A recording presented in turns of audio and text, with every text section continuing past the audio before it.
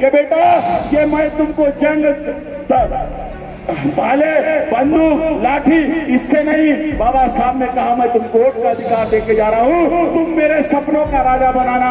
मेरा एक सपना है बोले बाबा साहब कि मेरे सपनों का राजा बनाना मेरे बहुजन समाज के लिए, मुस्लिम समाज का आंदोलन है, ये मुस्लिम समाज का आंदोलन है। और बाबा साहब अम्बेडकर ने जैसा संत कबीर, तथागत गौतम बुद्ध, ज्योतिबा फुले, शाहू महाराज, शिवाजी महाराज, इनके विचारों को फैलाने का काम बाबा साहब अम्बेडकर ने किया। साथियों, बाबा साहब का सपना एक ही है, अगर सच माने में हम बाबा साहब के अनुयायी है और बाबा साहब का खून हमारे अंदर रखता है तो बाबा साहब का सपना साकार करने के लिए लग जाओ। और ये समय है बाबा साहब का सपना साकार करने। साथियों, मैं राजनीति की बात नहीं कर रहा हूँ, और बाबा साहब अम्बेडकर के नाम के विचारों पर चलने वाली पार्टी इस देश के अंदर खत्म होना चाहिए। कैसी खत्म होना चाहिए? इस देश के लोगों को, दलित, मुसलमान, आदिवासियों को आदत लगना चाहिए। काय की आदत? उनको आदत लगना चाहिए कांग्रेस को वोट देने की।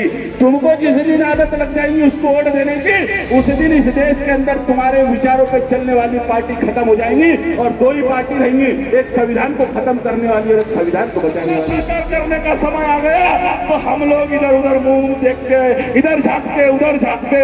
अरे झांकना नहीं साथियों, डंके के चोट पे बोलो कि हम बाबा साहब वाले हैं और बाबा साहब के हाथी की बटन दबाएंगे। साथियों, ये बात बोलना पड़ेगा आपको, डंके के चोट में बोलना पड़ेगा।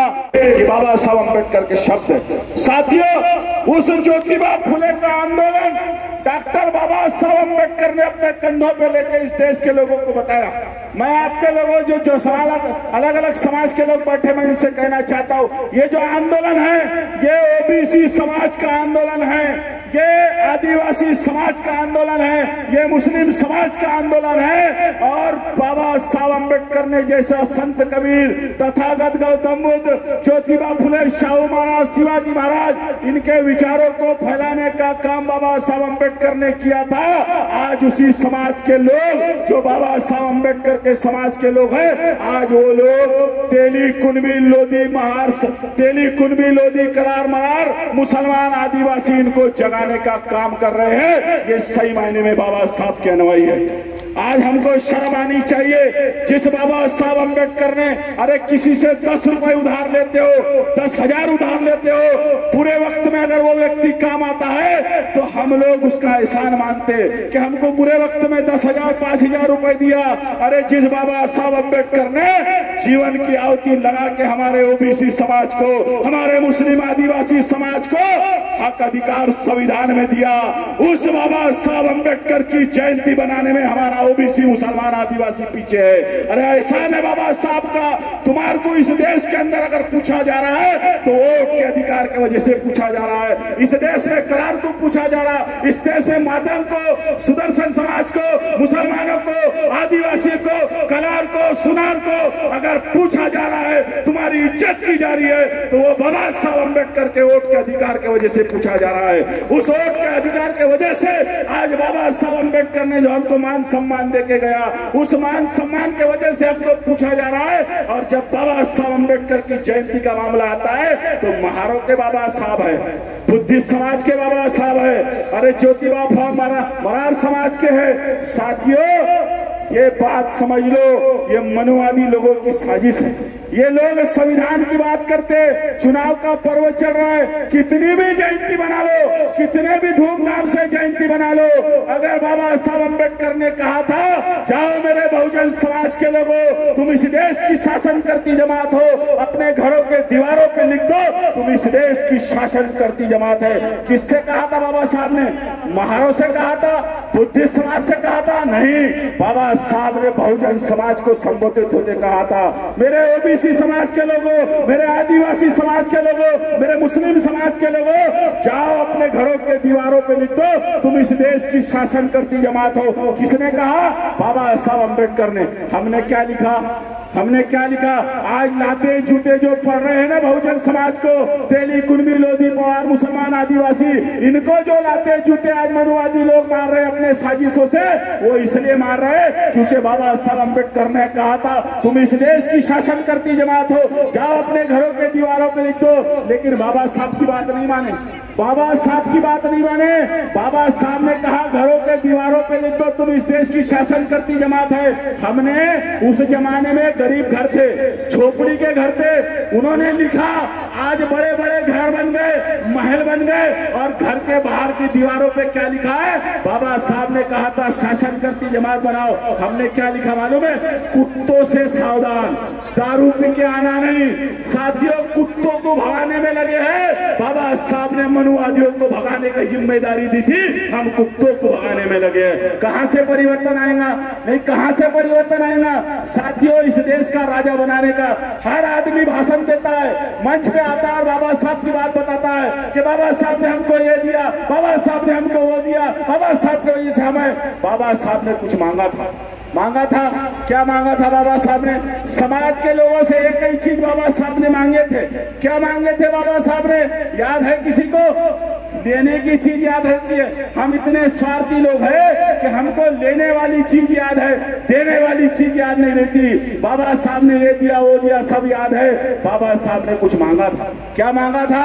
बाबा साहब अम्बेडकर ने मांगे थे कि मेरे बहुजन समाज के लोगों, मेरा एक सपना है, मेरा एक सपना है, तुम इस देश के अंदर मेरे विचारों का राजा बनाना, तुम इस देश के अंदर मेरे विचारों का राजा बनाना।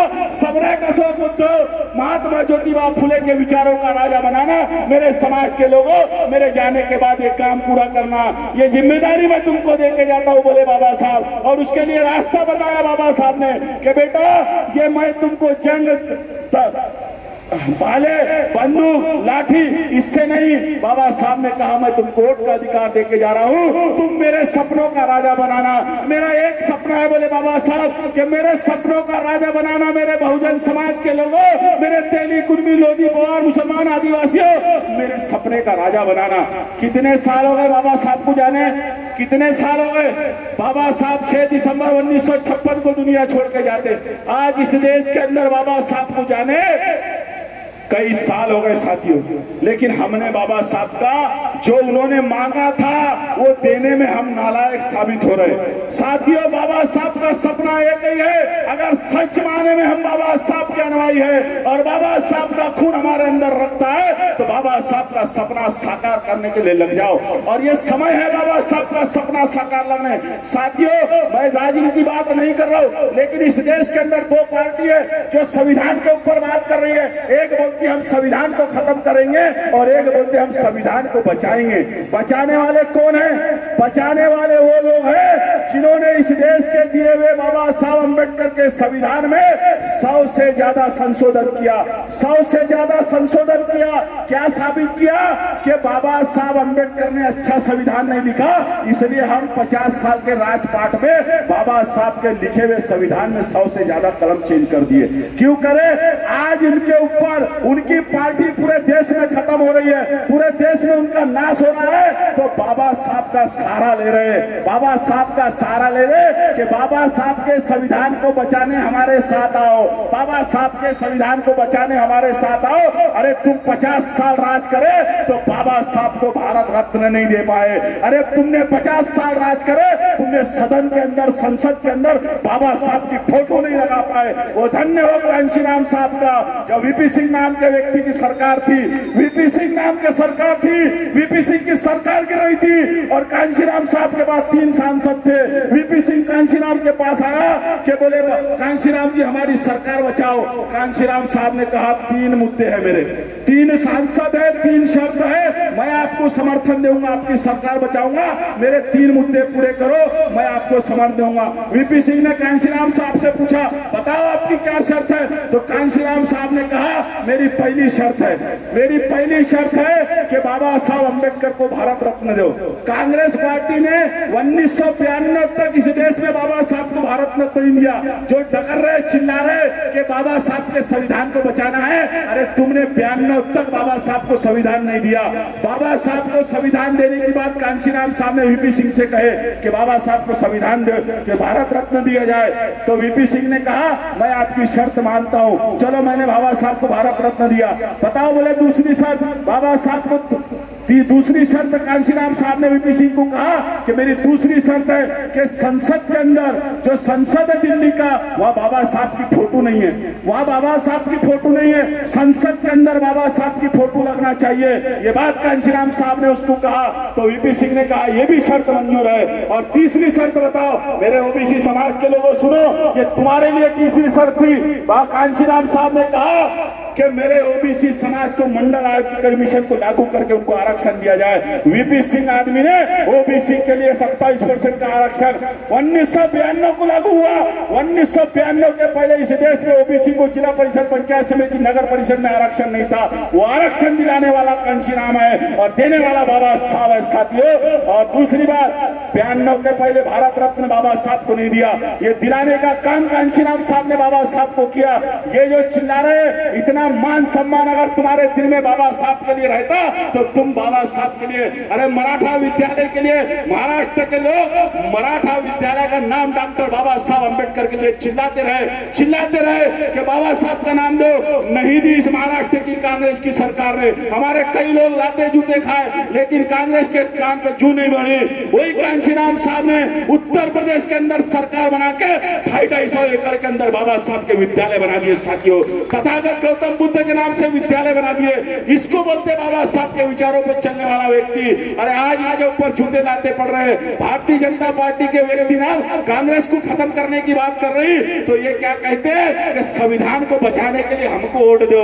अरे संविधान की रक्षा बहुजन समाज पार्टी 1984 में कर रही थी और आज भी कर रही है और आगे भी करेंगी साथियों।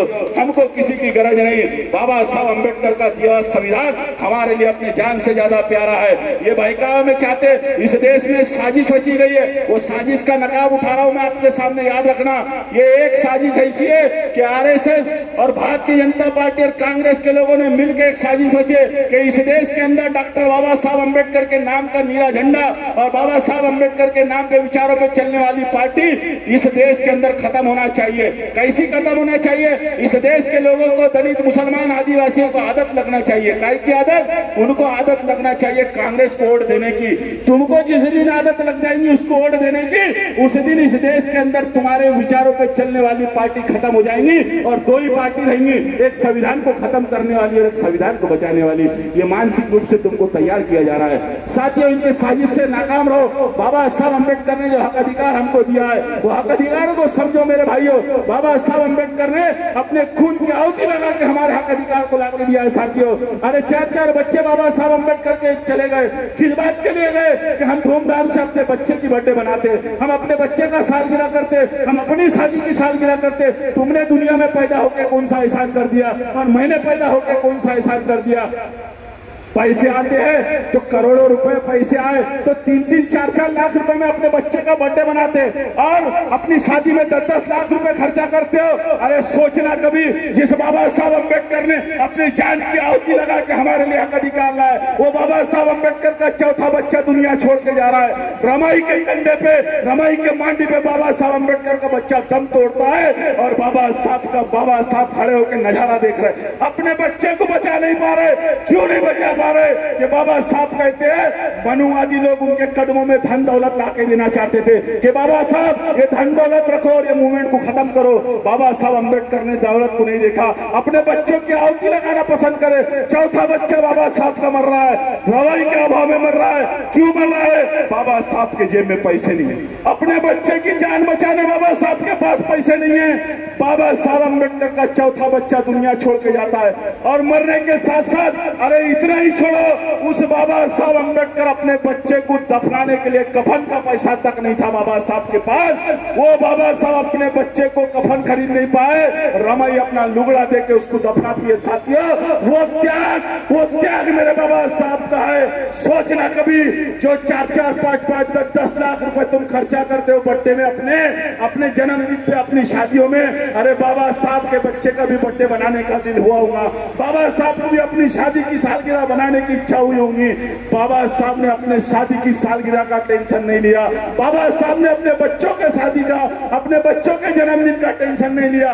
क्यों नहीं लिया? वो इस बात के लिया कि मैं आज अपने बच्चे का बर्थडे बनाऊंगा तो कल मेरा बहुजन समाज बर्थडे बनाने लायक नहीं रहेगा साथियों। इसलिए बाबा साहब ने अपने बच्चों का बर्थडे नहीं बनाया। आज उस बाबा साहब का सपना साकार करने का समय आ गया तो हम लोग इधर उधर मुंह देखते, इधर झांकते उधर झांकते। अरे झांकना नहीं साथियों, डंके के चोट पे बोलो कि हम बाबा साहब वाले हैं और बाबा साहब के हाथी की बटन दबाएंगे साथियों। ये बात बोलना पड़ेगा आपको, डंके के चोट पे बोलना पड़ेगा। और इसलिए बोलना पड़ेगा कि कुछ लोग कहते हैं बाबा साहब अंबेडकर किसी जाति के थे, किसी धर्म के थे। अरे किसी जाति धर्म के बाबा साहब नहीं थे। बाबा साहब अगर किसी के थे तो इस देश के उस व्यक्ति के थे जो इस देश में दुखी था, पीड़ित था। बाबा साहब ने जब संविधान लिखा तो किसी जाति के व्यक्ति को नहीं देखा, किसी धर्म के व्यक्ति को नहीं देखा। लिखते समय मातंग नहीं देखा, सुनार नहीं देखा, मरार नहीं देखा, कलार नहीं देखा, आदिवासी नहीं देखा, मुसलमान। उन्होंने कहा मेरा बहुजन समाज है, मेरे बहुजन समाज को हक अधिकार देने का काम मेरे को करना है। इस बात के लिए मैं अपना संविधान लिख रहा हूँ साथियों। इतना त्याग, इतनी तपस्या अगर बाबा साहब ने हमारे लिए की है तो आप लोगों से एक ही बात कहना चाहता हूँ कि आप लोग आज बाबा साहब अंबेडकर और महात्मा ज्योतिबा फुले का संबंध, एक आखिरी बात बताकर अपनी खत्म करता हूँ। ज्योतिबा फुले और बाबा साहब का बड़ा घना संबंध था। कैसा घना संबंध था? अरे बाबा साहब अंबेडकर 14 अप्रैल को दुनिया में आए और ज्योतिबा फुले 11 अप्रैल को दुनिया में आते और ज्योतिबा फुले 28 नवंबर को दुनिया से जाते और बाबा साहब 6 दिसंबर को जाते। साथियों बड़े आसपास उनका कार्य रहा, इसलिए ये दोनों का आंदोलन एक ही है। ओबीसी, महार, मुसलमान सब मिलके हमको बाबा साहब की विजय का सपना साकार करना है। यही बात बोलने में यहाँ आया था साथियों। आप लोगों ने एक राहत इंदौरी ने एक शेर कहा, वो शेर बोल के मैं अपनी बात खत्म करता हूं क्योंकि इस देश में झूठों का बहुत माहौल चल रहा है, झूठों का बहुत माहौल चल रहा है। राहत इंदौरी कहता है सरकारी ऐलान हुआ है सच बोलो। क्या कहा है? सरकारी ऐलान हुआ है सच बोलो। झूठे ने झूठों से कहा सच बोलो। घर के अंदर मंडी लगी है झूठों की, घर के अंदर मंडी लगी है झूठों की, घर के बाहर लिखा है सच बोलो। साथियों ऐसे झूठों लोगों से सावधान रहने का काम है साथियों। ना समझोगे तो मिट जाओगे, ना समझोगे तो मिट जाओगे। बहुजन समाज के लोगों दास्तां भी नहीं रहेंगी दास्तानों में। बहुत बहुत धन्यवाद। जय भीम, जय भारत, जय संविधान, जय ओबीसी। नेशनल चौपाल लगातार मनुवादी ताकतों के खिलाफ काम कर रहा है और काम करते रहेगा। बहुजन समाज से जुड़े और उसके आंदोलन से जुड़े हर खबरों को आप तक पहुंचाते रहेगा।